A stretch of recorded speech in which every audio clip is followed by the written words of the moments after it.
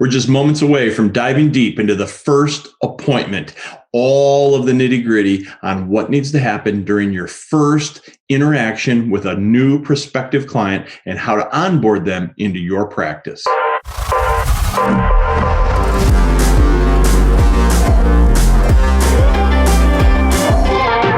Hello again. My name is Mike Walters here with The Rare Advisor, which is a business model supercharged on recurring and repeatable events.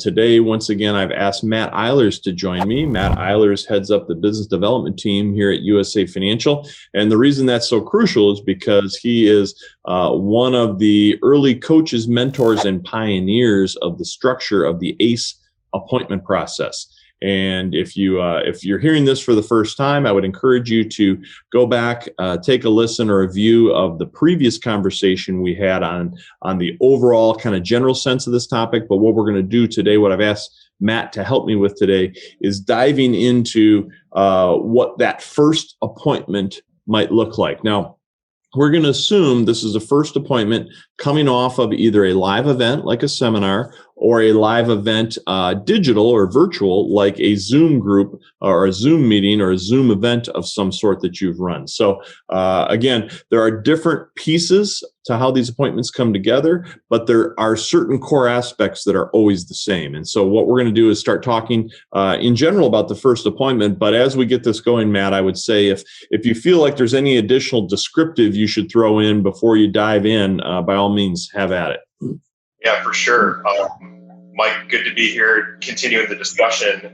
Just something to throw out there quick, based on what you just talked about, is, we'll talk through the idea of what this first meeting could look like, assuming they've been in front of you in some way, shape, or form, right, at a live event.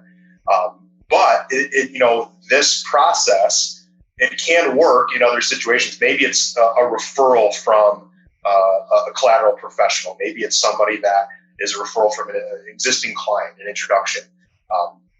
This can still apply to those. What we would just work with the advisor on is figuring out when's the best timing for those individuals to hear the story about that advisor and about their process.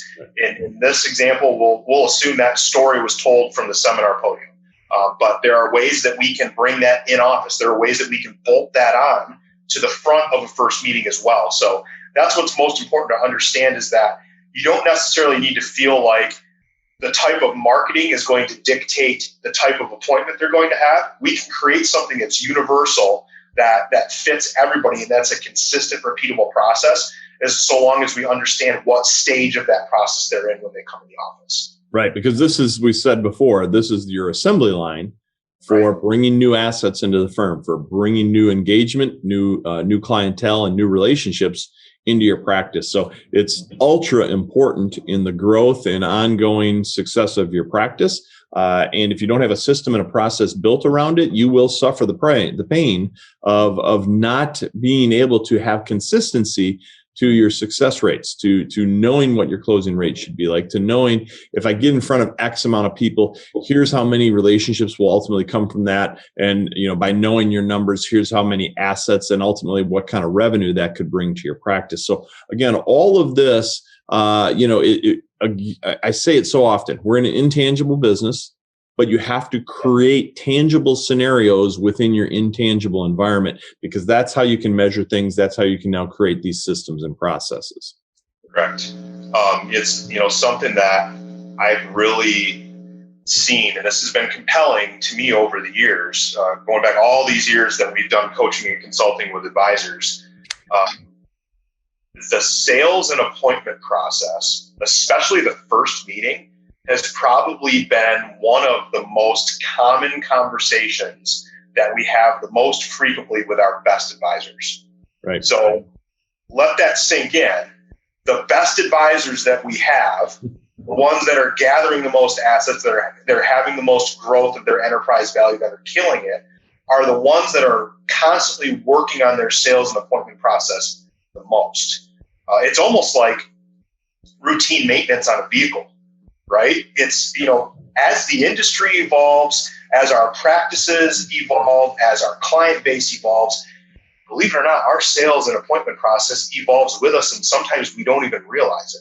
So we do always recognize and appreciate being able to come in the trenches alongside the advisor and take them for a few minutes out of working in the business to work on the business, and making sure that we have a good eye on how are they currently running that first session? How are they currently running, the engagement meeting? What are the things that they're doing now? How have things evolved? Because we know as business is ever changing, so are sales and appointment process. So think of it as a well-oiled machine. You want to be proactive and making sure you have a constant pulse on your process, on how it's working, so that we can identify if there are any small tweaks that need to be made, or any small additions or changes, or maybe things that are working really well that we need to enhance and get elsewhere. So it's a super important topic, and I believe that when you put the time into it, you'll get the return out of it.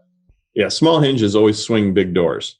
And you will be amazed if you've not gone through a process like this before. And we have a whole team here. Actually, we have two teams here to help you do that. We have our business development team who basically joins at the hip with our protocol team, and we coach and mentor advisors on this all the time.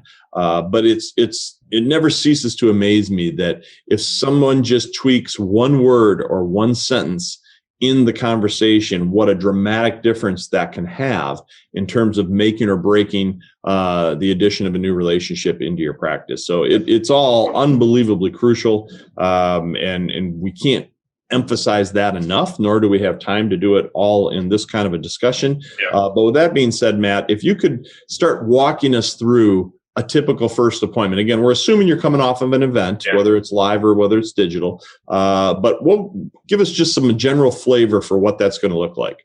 Well, to start there, Mike, you say a typical first appointment. I'm going to paint a picture here very quickly about, in the industry, what a typical first appointment looks like, because it's what we want to differentiate against. And this is such a profound opportunity. The first time we're in front of somebody, this is our shot to look and sound and feel different than anybody else. We've got an opportunity to provide a refreshing experience, or we've got the opportunity to leave a bad taste in their mouth. And typically in the industry, what happens? You go and you meet with a professional. Maybe you sought them out or they sought you out, whatever it is. You're sitting in the office the first time, and what happens? There's usually 5 to 10 minutes of small talk, and the advisor's just trying to get the person warmed up a little bit. They're sitting in the office. There's trophies everywhere, and they might have a big brand name on the poster in the back, and there's charts and everything. And all screams, "I'm a salesman." That's right. Yeah, that's right. So what happens typically? They're going to try and talk about some personal stuff that they think is going to get you warmed up enough to start talking about your money. And they ask you, well, why are you here? What are you looking to accomplish? Tell me about your assets. And they start jumping in. And a lot of the times people are bringing stuff with them, right? They bring in a binder, or if it's an entry, bring in a bunch of Excel spreadsheets, and they give them over to the advisor. And what we call that in the industry is the rake over, right? This is the moment where the advisor kind of sees the stuff they have, see what you got, and they pull it over to their side. And a lot of the times, with most professionals, this happens in the first 10 minutes. Think about it. You're not ready to talk about it. They don't even know this person yet. They don't know if they trust them. There's been no trust built. But what does the advisor do as soon as he gets his hands on all that stuff? They start thumbing through it, and they give their opinion. They pass judgment. They talk about how this should have done better, or this is too expensive, this is that, the other thing. And immediately they go into sales mode. Yeah, and the wall starts coming up. Yeah, exactly. The walls start coming up. They're uncomfortable. They know what's happening here. They know that he's trying to poke holes in what they have so he can find something better to sell. And it's uncomfortable to even describe this experience, but think about how many people actually have to go through it. They have to sit through it. So unfortunately, for most advisors, there is a predisposed notion already. There's an assumption that that's what it's going to be like to sit and work with you when they come in for that first meeting. So we've got to do things as quickly as possible to let them know, hey, this is going to be different. We're not doing any of that stuff here. We're not going to jump into sales mode. And really, the typical first appointment looks like. So when we work with advisors, we need to help them differentiate out of the gates and how they get to know somebody. And I believe where that really starts is the way they conduct themselves, the way that they carry themselves in the first sit down with somebody when they're in an intimate session where they can have conversation. It's all about the questions that they're asking and how they're asking those questions and the order to which they're asking those questions. Sure. So we basically talked about how to do it wrong. How would you set the stage to come out of the gate and get those first couple of minutes feeling the right way? Sure. So, obviously we can't jump in the super details of all the different stages of a first meeting, but I want to point out the three most important stages. The first stage is asking, I'll call them personal or intimate discovery questions. So these are questions of the individual that are not financial related yet. This is us getting to know them. This is trying to build that trust and credibility. And most advisors know when they've done this. Think about now a first session that you have with somebody. Usually it's about 45 to 50 minutes in maybe. You've been having really good conversation. You can start to feel the whole aura in the room change, right?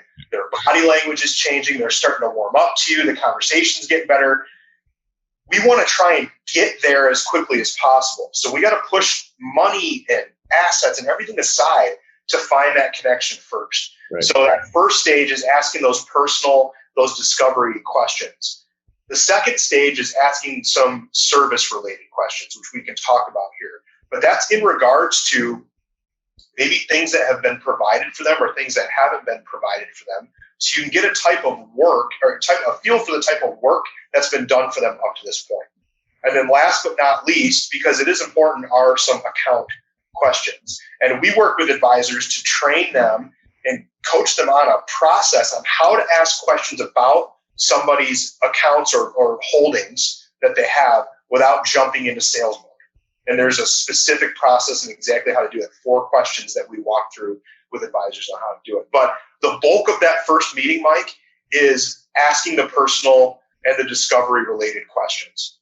Right, because what we're trying to do, and I love the fact that it's discovery related, as you say, because that's what you're trying to do. You're trying to discover what makes this person tick, what's important to them, what are they trying to accomplish, either during their working life or ultimately during their retirement life, or if they're already retired, what things are working well, what things are not, and how do they feel about a lot of that, and how is their family structured, and what are the things that are important to them? Because again, money is just a tool. It's a tool to all the other things that we're trying to get out of life or pour into life. And so if you don't understand that part of it, the money part of it is a non-issue. And if you jump right into the money part of it, that's a deal killer for most clientele, because that's not what they're looking for. They can get that anywhere. They can find a salesman down, they could go to the Google that. They can walk down the street in any given town and find salesman after salesman who will sell them product. But that's not what allows you to get your arms around all of the assets in the entire plan. It's really this discovery process that makes it so unique and so different. That's right. And chances are they probably sat through so many of those meetings where someone was trying to sell a product that they're looking for someone that won't. Right. And this is your opportunity to show them that that's not you. So I tell you what, Matt, we are running up against the clock right now. But I love that this is where we're at. Can I invite you back for another discussion on this right away, where we will talk about what some of these questions look like, give them a few samples of how they what the questions are we actually use and why they're so important to go about them in the order that we normally would? Let's do it. Great. So if you love this stuff, if you're gaining information out of this, I just ask you one small favor. Make sure you like, make sure you subscribe, make sure you comment. Doesn't matter if you're watching on the video through YouTube or if you're listening to a podcast. It all works basically the same. You know how to do that. But give us a little love, if you will, and that lets us know we're on the right track. And we keep pouring into you with more content and more information. So we'll be back again in short order. The next video and discussion that we'll come to is what I just mentioned with Matt. We're going to dive into the questions themselves. So thank you so much. Thanks for keeping tuned, and we'll be right back again soon. Thank you.